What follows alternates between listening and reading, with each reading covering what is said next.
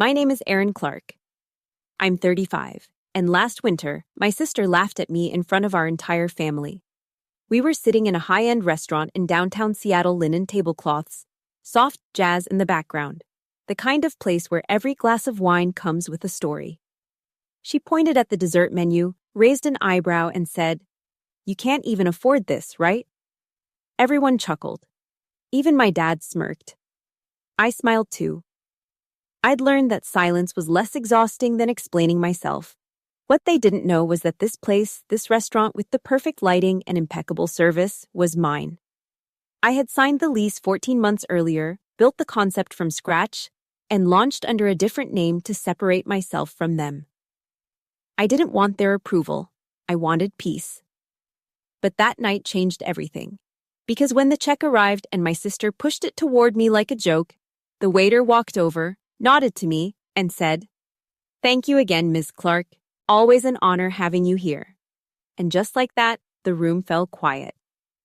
Before I tell you how that silence changed everything, let me know where you're watching from. And hit that subscribe button if you've ever felt underestimated by your own family. When Mom called to say she was organizing a proper family dinner for the first time in years, I felt the usual tightening in my stomach. "Everyone together," she said, with that tone that always meant, show up, look normal, don't make it complicated. I hadn't seen most of them in nearly 2 years, not because of any explosive fallout. I'd simply faded out. I stopped replying to group chats, skipped birthdays, turned down invitations with vague excuses about work or health or bad Wi-Fi. I needed that distance. They didn't notice at first. Maybe they still hadn't. But when she asked me to pick the place, food, Erin, something nice but not too weird, I said yes without thinking. Then I hung up and just stared at the phone. I could have chosen any trendy spot in Seattle. God knows I'd eaten at all of them. But something in me shifted. Quietly, firmly, I decided it would be my restaurant. Not under my name, of course. They didn't even know I'd opened one. When I signed the lease 14 months ago, I told almost no one. I'd grown tired of explaining myself to people who already had a version of me in their heads, the indecisive one, the still figuring it out sister, the artsy disappointment with too many side projects. I wanted to build something without their breath on my neck. So I created the space from scratch. I found the old brick building, gutted the interior, picked every tile and fabric and faucet. I hired a chef who understood restraint, service staff who could smile without faking it, a GM who could read a room before it spoke. And I named it something clean and neutral, not tied to me in any obvious way. A name they wouldn't associate with Clarke. When I made the reservation for 12 under Lena G&C, my assistant's name, it felt like pressing a detonator I didn't plan to watch go off. I didn't want drama. I just wanted a field test. To see if I could sit quietly in something I'd built, a world I'd shaped with my own hands, while the people who always talked over me played out their usual roles, completely unaware. That night, I arrived early. Checked the lighting, the flowers, the angle of the candles. The team was on point. I slipped into the private dining room through the side hall, where the brick was exposed and the music softer. Everything looked effortless, but I knew every effort it had taken. Then they arrived. Laura, my sister, breezed in first in some high-end coat I recognized from Instagram. She handed it off to the host with a smile that said she was used to being catered to. My father followed, talking loudly about traffic, while my mom adjusted her earrings and scanned the room for anyone she knew. My aunt trailed behind, already complaining about something. None of them paused. None of them looked around with any recognition. They just walked in like they owned it, like I was still the same Erin who used to flake on brunch and couldn't commit to a job. I stood when they entered, smiled, hugged them all. I sat back down in my chair and let them fill the space with noise, stories, commentary. It was like muscle memory for them being the center of the room. I wasn't bitter. I wasn't even surprised. I just looked around at the walls, the lighting, the server refilling my father's water before he even asked, and thought, they're finally inside my world. They just don't know it yet. Laura took over the moment she sat down, like she always did. It was almost impressive how quickly she slipped into the role of the polished, socially dominant sister who knew the best wine pairings, remembered everyone's children's names, and somehow always made every story circle back to her.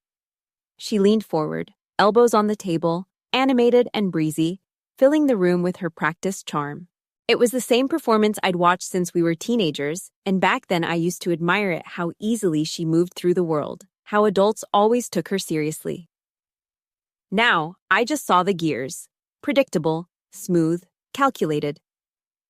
She complimented the decor with half interest, the way people do when they assume the place belongs to someone richer or trendier. She liked the lighting, she said, and the wallpaper in the hall. Feels very curated, she added. I almost laughed. I had spent 3 weeks with a designer obsessing over that exact wallpaper. I remembered picking between 2 shades of gray, so similar they were practically enemies. But of course, to Laura it was just a passing observation like everything else that wasn't directly hers. Mom adjusted her place setting and asked the waiter if they had that one mineral water she liked, the one with less bubble. Dad ordered a whiskey neat before the server could even finish the specials, and I sat quietly, folding my napkin, noticing how they all moved like they'd been here before, not in this building, but in this scene. Their roles, rehearsed, their timing, perfect.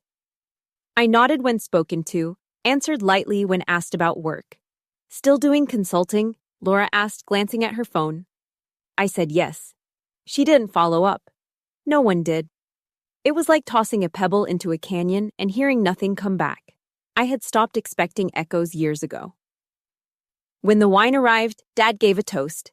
He clinked his glass and said something half sentimental about family and traditions, and how good it was to have everyone together under one roof again. He didn't know how literal that was. I smiled and raised my glass. I could feel the irony pressing at the back of my throat like a bubble I refused to pop. They talked about vacation plans, housing markets, someone's kid who got into Yale. I offered a few nods, a few, that's great phrases, just enough to not stand out. I knew this rhythm. I had danced to it before. Smile, stay pleasant, avoid taking up too much space. That's how I'd survived family dinners my whole life. But that night, something was different, not in them and me. I didn't feel small anymore.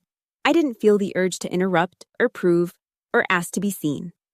I already knew who I was. I had nothing left to prove at this table. The funny thing was that made everything they said feel lighter. Not because it mattered less, but because I finally understood how little weight their approval had in the reality I had built. The food started to arrive. Each dish landed like a quiet celebration, perfect plating, precise timing, servers trained to glide, not walk. No one noticed the choreography. They just assumed it came standard with restaurants like this. They didn't see the 17 interviews I held to find that one sous chef. The extra training sessions, the tasting notes, the scripts we wrote for customer flow. They just dipped their bread in oil and asked for more salt. And I let them. Because that was the point, wasn't it? The best kind of work is the kind no one notices until it's gone. I wasn't here to impress them. I was here to watch them live inside a world I'd created without ever needing to spell my name. I was invisible by choice, not by default. And for once, I liked it that way. The menus arrived like props in a familiar play.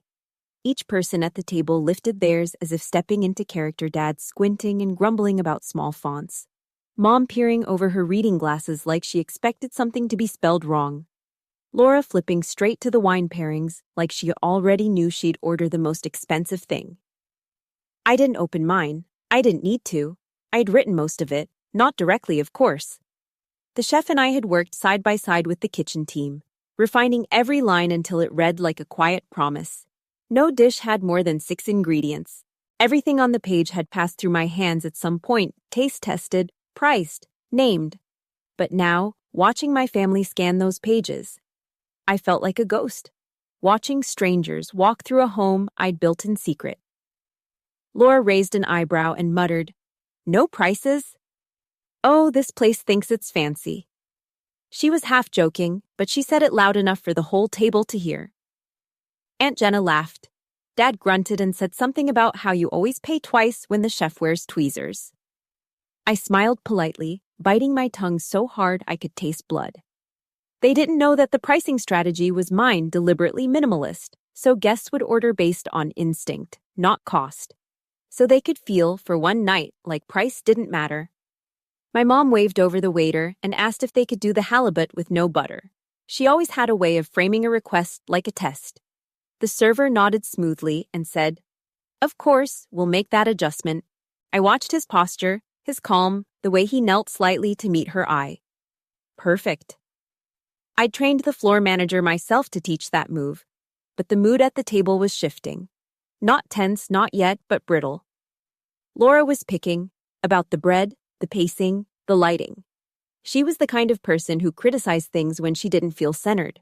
And tonight, for some reason, she felt off balance. Maybe because the room was too quiet for her kind of energy. Or maybe, unconsciously, she could feel something wasn't adding up. I wasn't performing the way I usually did. I wasn't trying to prove myself. And she didn't know what to do with that. "So, Erin," she said suddenly, tilting her menu toward me like a weapon, "do you even eat like this anymore? I thought you were into that. What is it, budget cooking?" It was an obvious bait, a callback to something I said years ago when I was writing a blog about affordable meals in cities. She remembered just enough to make it sound like a punchline. I kept my eyes on the water glass in front of me. "Sometimes," I said. "Depends on the mood." She looked disappointed that I hadn't snapped back. Maybe she wanted a scene. Maybe she needed it to reestablish her role. I didn't give it to her. The waiter returned and began taking orders. Laura went first, of course, asking a dozen questions about the wine list, then settling on a dish with a name she could mispronounce. Dad followed with a steak, rare, and a side of judgment. Mom asked again about substitutions. Aunt Jenna asked if the salmon was wild or woke. I almost laughed. When it came to me, I smiled at the server, a new hire named James, who had shown promise from the first trial shift. He met my eyes for a half-second longer than needed. "I'll have the chef's menu," I said quietly. He nodded once. "Excellent choice." No one at the table noticed the shift in tone, but James did. He always did.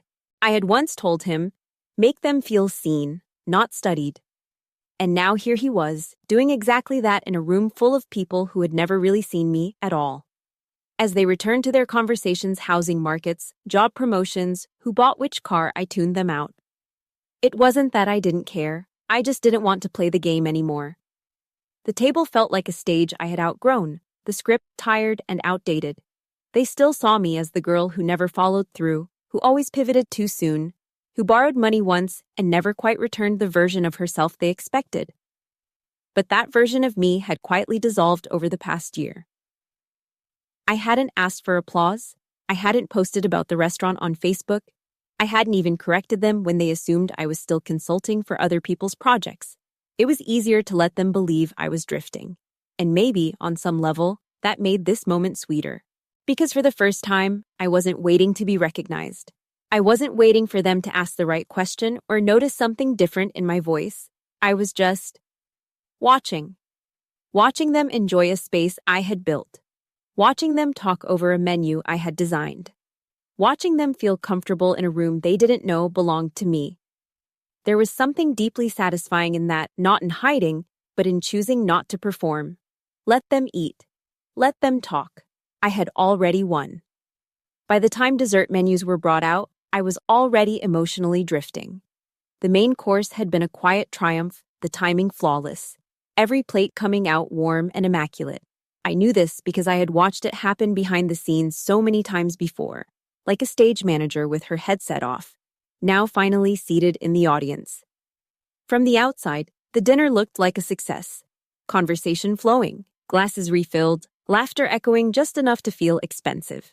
But underneath, there was that same old current of something colder, something familiar, the layered performance of a family that never really listened to one another, just took turns waiting to speak.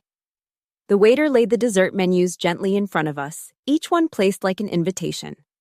Laura picked hers up immediately, eyes scanning for something indulgent she could comment on. My dad reached for his glasses, grunting about how dessert was a scam. My mother dabbed at the corners of her mouth, as if preparing for a photo she hadn't agreed to. No one was really looking at me. Laura spoke first. Of course she did. She held her menu like a prop, tapping the corner against her nails and raising her voice just enough to draw attention. God, this mousse is like $15, she said, half laughing. I mean, Aaron, you probably can't even afford this, right? The words landed with the soft cruelty of something practiced.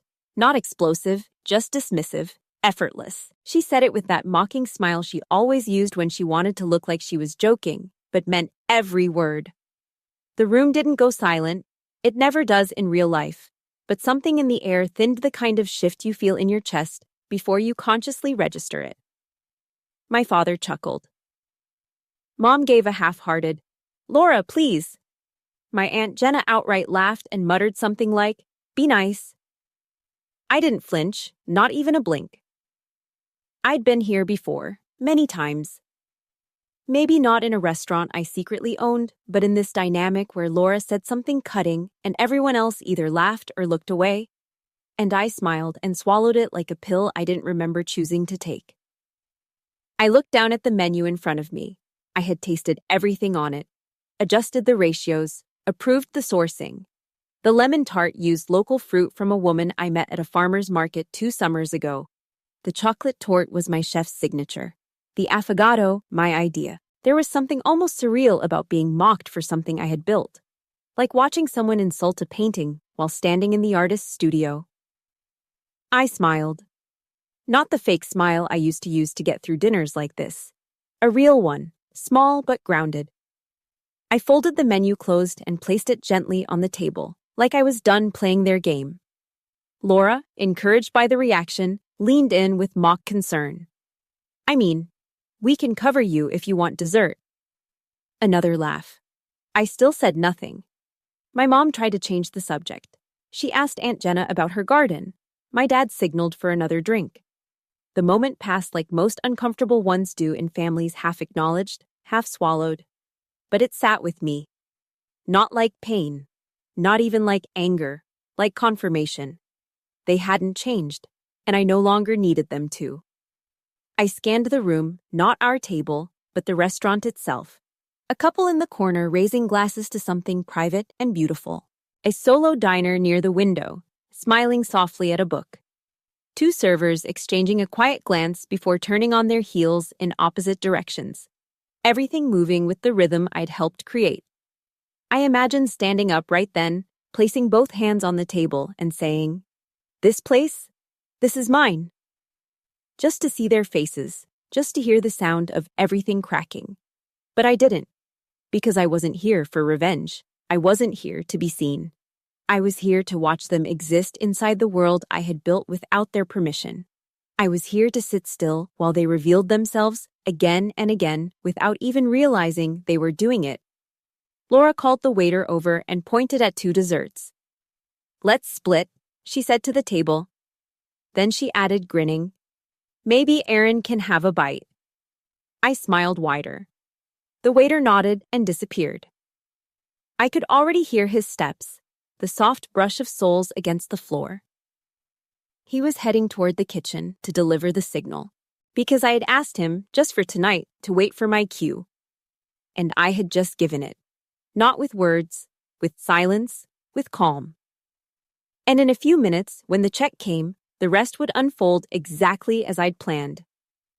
They kept laughing, not cruelly, not in a way anyone outside that table would have noticed, but with that low, knowing hum families have when they're entertaining themselves at someone's expense. The waiter had just stepped away, and Laura was still glowing from her last little jab. I stared at the candle flickering in the center of the table, letting the warmth of the flame soften the sharp edge in my chest. The old me might have tried to laugh along, tried to reclaim control with a self-deprecating joke or a pivot. But I had learned that when you give them even a little room to define you, they'll take the whole house. No one else at the table seemed particularly bothered. My dad was telling a story about some contractor who botched a remodel on his neighbor's house.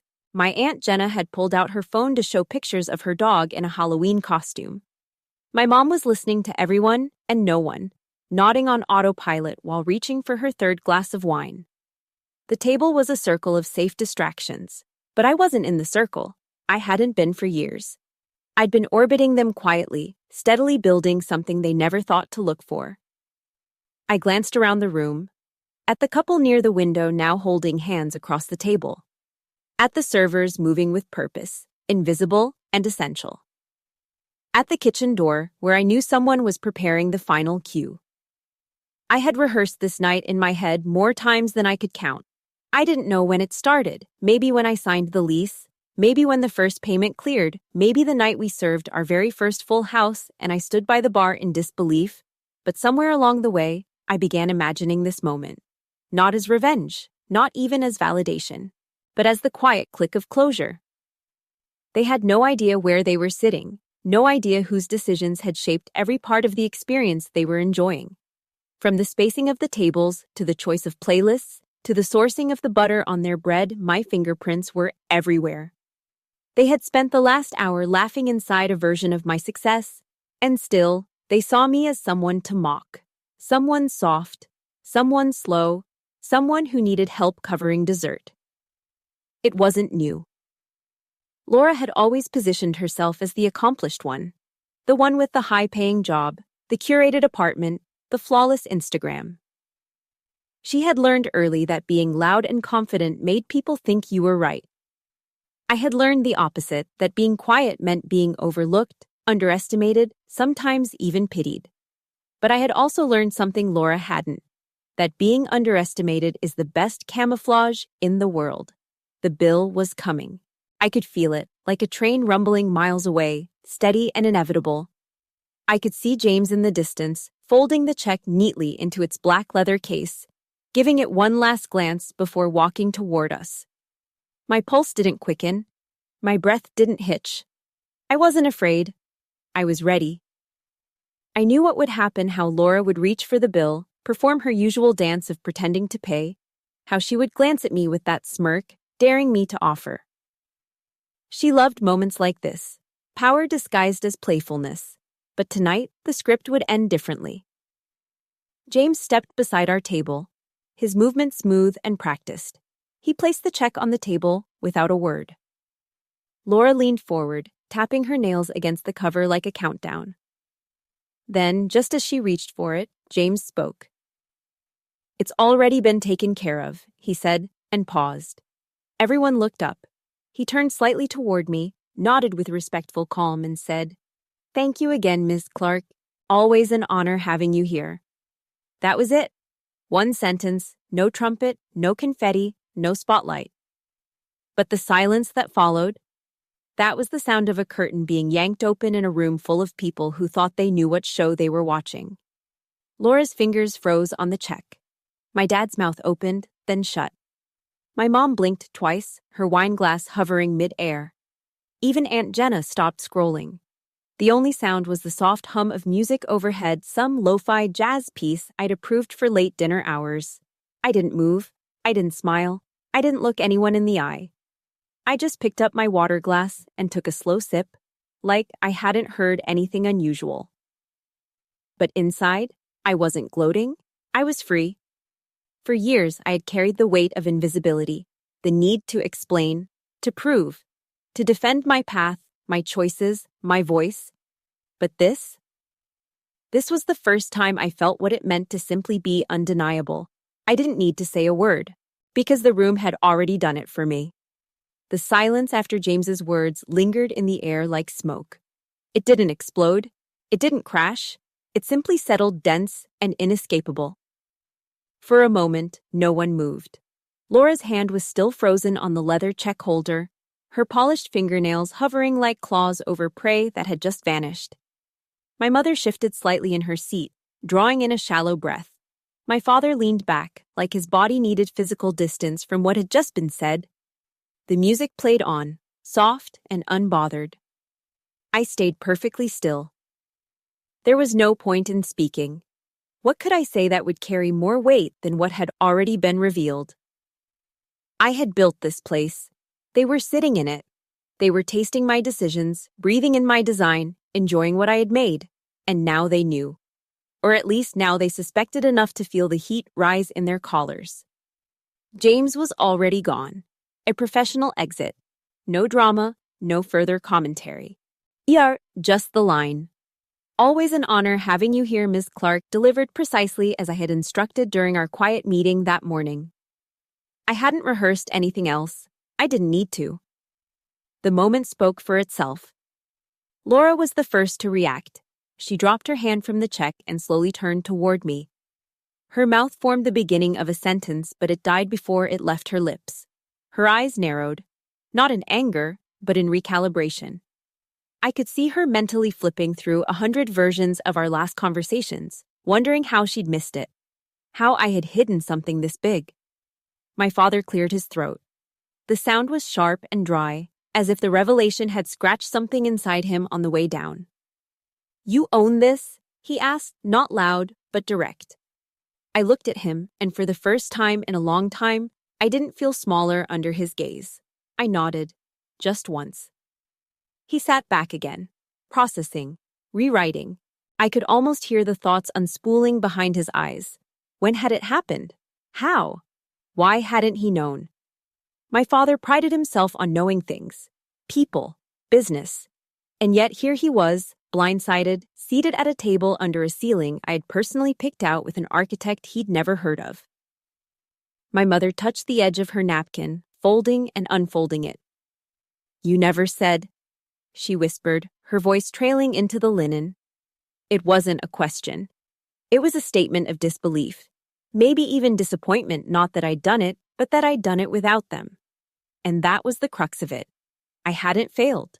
I'd succeeded profoundly, quietly, deliberately, and they hadn't been part of it. They hadn't cheered, guided, contributed. They hadn't even noticed. And now, all at once, they had to accept that the version of me they held onto so tightly was no longer accurate. Maybe it never had been. Aunt Jenna tried to lighten the mood. "Well, I'll be damned," she said, half laughing. "That's a twist." No one joined her. I reached for my glass and took another sip of water. My hands didn't shake. My throat didn't close. The tension that had once followed me into every family interaction was gone, replaced by something cleaner, lighter. Not triumph, but clarity. I had spent so many years wanting this. Acknowledgement. A moment where they would look at me and finally see who I was. But now that it was here, I realized something important. I didn't need their recognition. I'd already built what I came to build. Laura exhaled and looked down at the dessert she had ordered, now untouched. She pushed it away gently, as if her appetite had followed the old narrative out the door. She was quiet.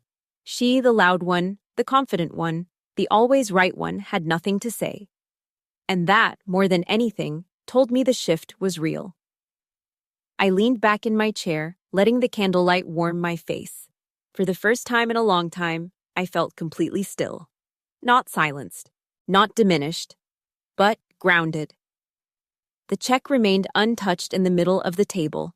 No one dared move it, as if to do so would acknowledge the real balance of power in the room. And in that moment, I understood something. I hadn't taken revenge. I hadn't planned a grand reveal to humiliate them. I had simply told the truth, silently, with confidence. And that, it turned out, was enough. The rest of the dinner unfolded in something like a trance. No one said what needed to be said. They couldn't. The revelation had stolen the air out of the room, and no one knew how to fill the silence without making it worse. So instead, we performed the rest of the meal like actors whose scripts had been taken away mid-scene. There were gestures, forced chuckles, occasional clinks of silverware, but no one really spoke. Every sentence started and ended before it found meaning. Laura barely touched her dessert. She nudged it with her spoon, then set the spoon down like it offended her. She looked at me once or twice, as if searching for some trace of the sister she'd always known, the one who was easy to dismiss. Always a step behind, safely non-threatening. But that version of me was gone, and in its place sat someone she couldn't quite place. Someone she hadn't imagined she'd need to take seriously. My father retreated behind a mask of neutral expressions. He'd always been good at it. If he was unraveling inside, you wouldn't know it. His hand stayed steady as he refolded his napkin, his brow relaxed as he finished his drink. But I noticed the small things: how he didn't ask for another round, how he didn't resume one of his long-winded stories about business or taxes or how the world was going to hell. He just sat, quiet, observing. My mother kept trying to smooth the edges. She offered compliments to the food, commented on the service, said things like, "Everything is just so lovely here." But they landed like feathers on a marble floor, soft but irrelevant. She didn't meet my eye. Not really. She was trying to make this okay, but she didn't know how. I don't think it occurred to her that maybe it didn't need to be made okay. Maybe this awkward stillness was the exact correction the moment required. I finished my meal slowly, with intention. I ate like someone who belonged at the table. Because I did. I always had, even when they made me feel like I didn't. That night wasn't about revenge or proving anything. It was about presence. I had claimed a seat they'd never offered, and they were finally noticing that I'd been sitting there all along. Eventually, someone brought up weather, then traffic, then a friend of a friend's engagement. All of it fell flat. The conversation had collapsed under the weight of something more real than they were prepared to carry. I didn't try to revive it. I wasn't interested in pretending. After a while, I quietly excused myself. I said I had an early meeting the next day, a lie, but a polite one. Everyone nodded too quickly, as if my leaving might restore equilibrium. I kissed my mother on the cheek, gave my father a polite nod, and told Laura to enjoy the rest of her evening. She blinked at me like she wanted to say something, maybe an apology, maybe a joke, maybe just anything to puncture the tension, but nothing came out. So she just nodded back, lips pressed tightly together. As I left the private room, I stepped through the side corridor that led toward the staff hallway. A couple of servers passed me and smiled real smiles. One gave me a subtle thumbs up. Another whispered, "That was satisfying." And I didn't have to ask what she meant. In the kitchen, the energy was different. Buzzing, clean, alive. The staff had known. Not the specifics of the family dinner, but they had known that tonight meant something. And they had shown up beautifully. No missed steps, no visible nerves, just elegance, precision, loyalty. I nodded at my sous chef, who nodded back, pride in her eyes. "Perfect execution," I said softly. She just smiled and replied, "It was yours from the start." I stepped out the back exit into the cold Seattle night. The air bit at my skin, crisp and quiet. I wrapped my coat tighter around me and took a deep breath. The weight of years of being underestimated, of playing small, of holding my tongue felt like it had finally cracked and blown away with the wind. I didn't feel triumphant. I felt still. And that stillness was worth more than applause. It meant I'd finally stopped needing anything from people who never learned how to give it. The days after the dinner passed like the aftermath of a quiet storm. There had been no screaming, no plates shattered, no theatrical exits. But something had shifted, and I felt it everywhere. In how I walked into the restaurant each morning, in how I answered emails, in how I looked at myself in the mirror. I had spent so long pushing forward with my head down, hoping success would somehow speak for me. That night, it did. The team was still buzzing. Not because of what was said, but because of what wasn't. They'd seen bits and pieces the way my family had entered, loud and oblivious. The way they'd looked when James said my name. The silence afterward had been louder than any reaction I could have staged. Staff whispered about it between prep and cleanup, calling it the dinner. They didn't ask questions. They didn't need to. They just moved with more purpose, more pride, like they were part of something meaningful. And they were. Business picked up almost immediately. The next day, a food blogger posted a photo of the interior with the caption, "Turns out the owner was sitting 2 tables over all night." Iconic. The story spread in quiet waves, word of mouth first, then digital. Suddenly, everyone wanted a reservation at the hidden female-owned gem where the owner had played it cool at her own family dinner. We didn't confirm or deny it. That was the genius of it. The mystery worked better than any press campaign. I kept my public presence minimal, no interviews, no big posts, no capitalizing. I let the story breathe on its own. And it did. By the end of the month, we were booking out 2 weeks in advance. Valentine's Day sold out in under 48 hours. People started tagging us on Instagram stories just to say they'd dined where that moment happened. I didn't know how many of them knew the details or how many filled in their own versions. I didn't care. The restaurant had become a kind of symbol, and I didn't need to control the narrative to know it came from truth. What mattered more to me was what changed behind the scenes. I started sleeping better, laughing more, noticing sunlight. I said yes to things I used to avoid: guest speaking, mentorship invites, podcasts. Not because I suddenly wanted attention, but because I realized I had something worth sharing. I stopped shrinking around words like founder, boss, entrepreneur. I started owning them. One morning, I walked past a mural on the side of a building downtown. Someone had spray painted a quote in thick white letters. Do it quiet. Let them choke on the silence. I didn't know who wrote it, but I stood there, staring at it for a long time, heart pounding. It felt like a message I'd written with my life. I went back to the restaurant and commissioned a new version of our logo. Clean, minimalist, but with a small change. Beneath the name, we added a single line. Established by EC. No full name, no grand reveal. Just initials. A quiet claim. Subtle enough for strangers to overlook. Loud enough for those who needed to know. It was printed on new menus, etched in the corner of our glass doors, stamped onto the to-go bags. A signature under the city. My name, finally stitched into the fabric of the place I had built. Not hidden, not shouted, just present. I began walking differently through Seattle. Not like I owned it, but like I belonged to it. Like I had earned my place not through someone else's permission, but through quiet, relentless work. People started stopping me at markets, at art shows, even in line at the pharmacy. Are you? They'd ask, and I'd just smile. Some of them wanted to know what it felt like, to be underestimated, then proven right, to keep something so big a secret, to stay silent and let the moment speak. I told them the truth. It wasn't about proving anything to anyone. It was about no longer needing to. The card arrived on a Wednesday, a pale blue envelope, my name written in my mother's looping, deliberate handwriting. No return address, but I recognized the stationery immediately. She had used the same type for every holiday letter, every birthday growing up. Seeing it now stirred something old in me, a mixture of anticipation and quiet dread. My first instinct was to set it aside, unopened. But I didn't. I sat at my kitchen table and slid my finger under the edge. Inside was a simple note card, cream-colored, gold edging, no design. Just her words, short, neat. The food was beautiful. I've been thinking about you a lot lately. Mom. That was it.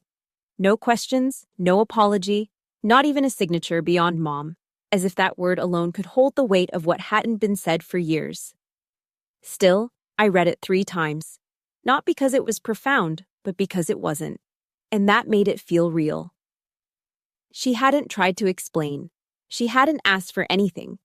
But the timing of the card weeks after the dinner, after the silence, after the shift, made it clear she understood something had changed. Maybe not everything. But enough. I didn't respond. I didn't feel the need to. There was a strange comfort in letting the card sit in the drawer of my desk, tucked beside restaurant receipts and scribbled menu drafts, like a small offering placed on the altar of a relationship that had always needed too much from me and given too little. A few days later, I caught my reflection in the front glass of the restaurant. Not the curated one from selfies or staged events, but the unguarded version, tired eyes, hair pulled back, posture slightly slouched from a long prep day. And for the first time, I didn't flinch. I looked like someone who had built something real. Someone who had weathered the ache of being overlooked and kept going anyway. I looked like me. Business kept growing. We were getting inquiries for private events, brand collaborations, even a TV spot. I turned most of them down. I wasn't interested in turning the restaurant into a story. It already was one. One I'd written without anyone else's ink.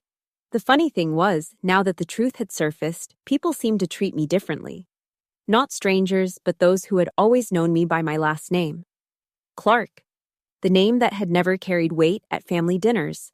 The name spoken casually, sometimes even with mild embarrassment, like I was the add-on sibling, the unfinished draft. Now, it felt like the name had risen above the assumptions that had always buried it. A banker I used to intern for years ago came in one night. He didn't recognize me at first, just complimented the ambiance, the cocktails, asked about the owner. When I told him, he froze. "Wait," he said slowly. "You're Clarke?" He meant it like a title. I nodded. And he smiled in that way people do when they realize they misjudged you not just once, but consistently. Later that week, I overheard one of my employees at the front desk confirming a reservation. "Yes," she said brightly, "you're booked under Clarke's list." Like it was a brand, like it meant something. I stood behind the bar, pouring wine, letting those words settle inside me. Clarke's list.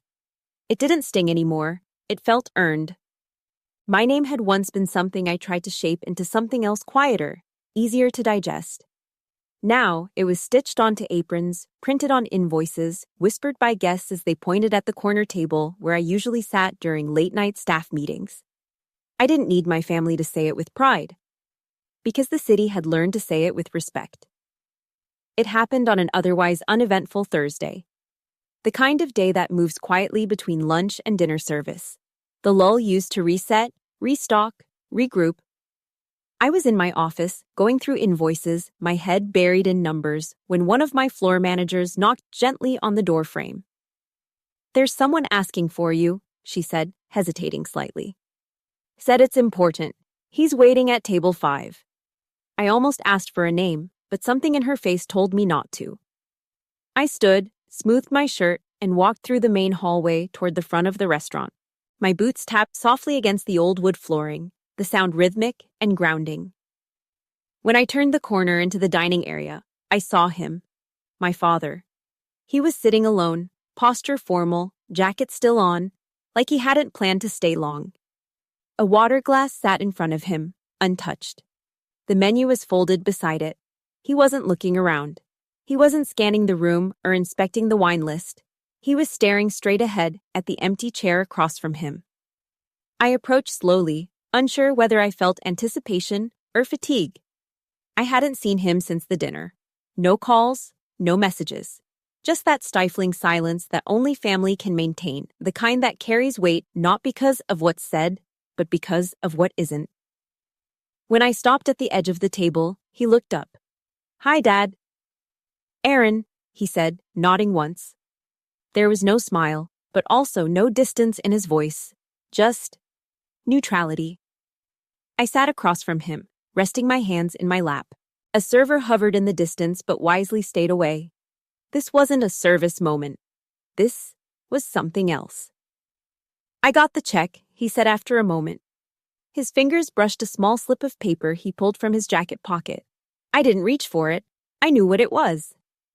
"It came through the company," he added. "They partner with you now."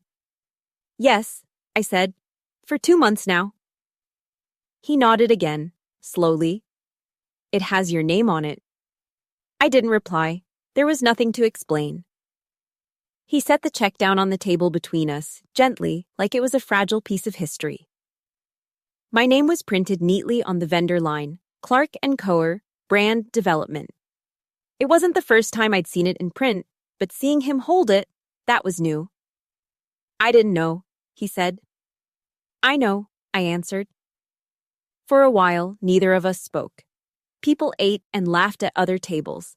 Cutlery clinked. Dishes slid across ceramic. Somewhere near the kitchen, a soft bell rang as an order closed. And still, the space between us stayed intact. Not hostile, not warm, just honest. "I've always thought you wanted too much freedom," he said finally. "Never settled down, always chasing something else." I folded the corner of my napkin between my fingers. I was building something. He looked at me fully now. Not past me, not through me, but at me. For maybe the first time in years. "And you did," he said. I swallowed hard. Not because I was emotional, but because the words felt real, like a stone placed gently at the edge of a grave. Not an apology, not an embrace, just truth. He leaned back. You never asked for help. I didn't think it would come. His eyes narrowed slightly, not in offense, but in recognition. I wasn't blaming him, I was just stating a fact. We both understood what that meant. He picked up the check again, folded it, tucked it back into his jacket. He tapped the table lightly once, twice. Then he stood. I wanted to see the place, he said. I wanted to see your name, on something solid. He paused. It's solid. I nodded. He didn't say goodbye. He didn't need to. He just left the way men in my family always did when emotions came too close to the surface. Quick, quiet, controlled. I sat there for a long time after he walked out, staring at the place his glass had been, now just a faint circle of condensation on the wood. The imprint of something temporary, already fading. But his words remained. And more than that, the paper the check with my name on it had passed through his hands. He had read it, held it, understood it. And that, finally, was enough. I had dinner alone the following week. Not in my apartment, not in the office after closing, but at table 17, tucked by the window near the brick column with the ivy that never quite took root. It was a Tuesday, quiet, unassuming, the kind of evening where the city outside moved slower, more thoughtful. I didn't announce myself. I didn't wear anything special. I just made the reservation anonymously through the system, showed up 10 minutes early, and waited to be seated like anyone else. James greeted me at the door. He smiled, of course, but didn't overdo it. He treated me like a regular, not the owner. That was our unspoken agreement when I was the guest. I was simply a guest. Not a boss, not a brand, just a woman eating alone. As I sat down, I took a deep breath and let myself exhale fully. It was strange, really, how unfamiliar it still felt to take up space without needing to prove I'd earned it. For so long, even at my own table, I'd felt like I was borrowing time rushing through meals, checking in with staff, half listening to conversations around me. That night, I gave myself permission to just be. The server brought water and a menu, but I already knew what I wanted. I ordered the halibut, the new version we'd introduced last month, with lemon thyme and white beans and a glass of the Chilean white I always paired with it. Simple, clean, intentional. Like the life I was finally beginning to claim. Around me, the restaurant pulsed with its usual quiet elegance. Couples leaned in across tables. A woman in her 70s read a novel between sips of red wine. Two men in suits laughed softly over something on a phone. There was comfort in their presence, not because I knew them, but because they reminded me that I had built something people wanted to be part of. Not for me, for themselves. As I waited for my food, I watched the city through the tall pane of glass. A cyclist passed, silhouetted by streetlights. Across the street, a bar flickered with the blue glow of a trivia night. I let the rhythm of life outside sync with the one inside. I wasn't thinking about expansion. I wasn't running numbers in my head. I wasn't worrying about the next post or the next headline. I was just full. The plate arrived, steam rising, flavors layered exactly as we'd designed. I took my time. Each bite felt like affirmation not of my skills as a restaurateur, but of my right to enjoy what I'd created. I'd spent so much of my life bracing for criticism, anticipating dismissal, armoring myself against even imagined condescension. But here, now, at this table for one, there was none of that. Just taste, texture, silence, peace. Halfway through the meal, a woman passed my table on the way to the restroom. She stopped, smiled, and said, "Are you the one who owns this place?" I nodded. I just wanted to say it's stunning. The food, the lighting, the way your staff makes people feel, it's grounded. You can tell someone really cared. I thanked her, genuinely. She didn't linger, didn't ask for a photo or a story. She just offered her words and moved on. And something about that, the simplicity of it, made my chest warm in a way I hadn't expected. I finished my dinner in silence, declining dessert but asking for a pot of herbal tea. The server brought it with a quiet smile and placed a single chocolate next to the cup. I let it melt slowly on my tongue, watching the fog roll over the streetlights outside.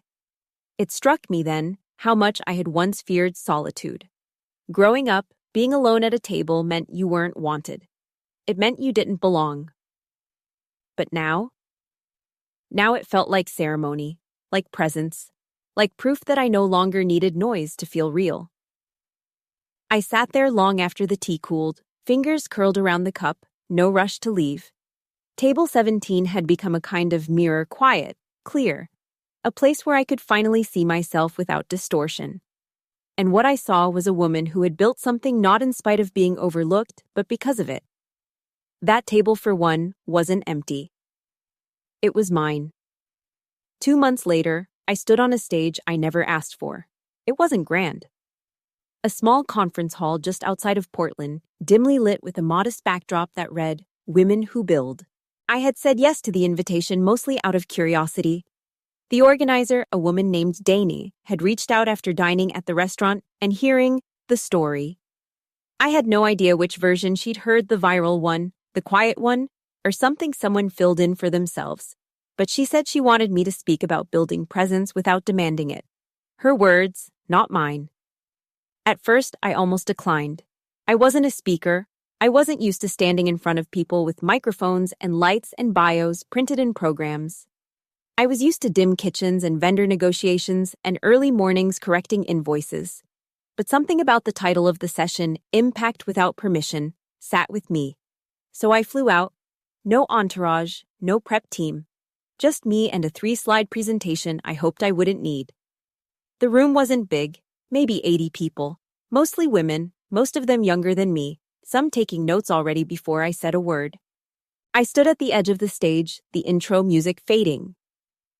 My name appeared on the screen behind me, Clarke, founder. It still looked strange in bold font. I stepped up to the mic. No opening joke, no dramatic hook, just a breath. I built a restaurant, I said. But before that, I spent years sitting at tables where no one noticed I had something to say. There was stillness in the room, that good kind, the kind where people lean in.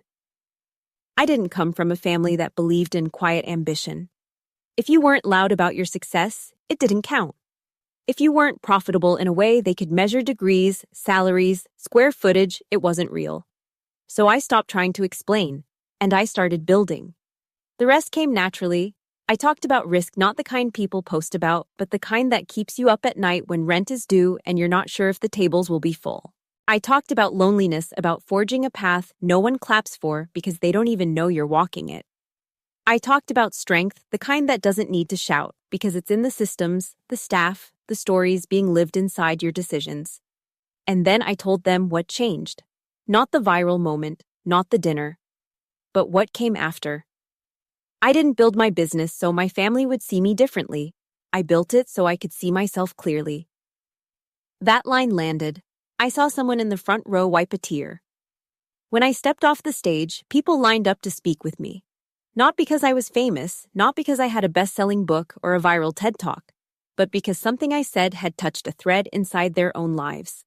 One woman, maybe 25, told me she'd been running a home baking business and her brother still called it your little hobby. She said hearing my story made her realize she didn't need his validation. Another, in her 50s, said she'd spent her whole career managing other people's dreams and had forgotten what hers looked like. She thanked me for reminding her. I flew back home the next morning, no fanfare. I went straight from the airport to the restaurant. The team was prepping for the weekend, flower on sleeves, music low, energy high. I walked through the front door and smelled rosemary and fresh dough. The heartbeat of my world. In the hallway near the host stand, I paused. On the wall hung a photo someone had framed without asking, a candid taken the night of the family dinner. I was standing in the doorway, not posing, not aware, just watching. The room behind me was full. The staff moved like water. The caption below, scrawled in silver ink, read, "She built this." I stood there for a long time. This place, this room, this table, this team, it had become more than a restaurant. It was proof that you don't need a title to lead. That being underestimated can be the greatest gift if you know how to turn silence into strategy. It had started with a dinner, a laugh, a comment about flyers, but it ended here with a name on a wall, a room full of strangers who felt seen, and a life I no longer had to justify. Not to them, not to anyone, just to myself. And for the first time in my life, that was more than enough.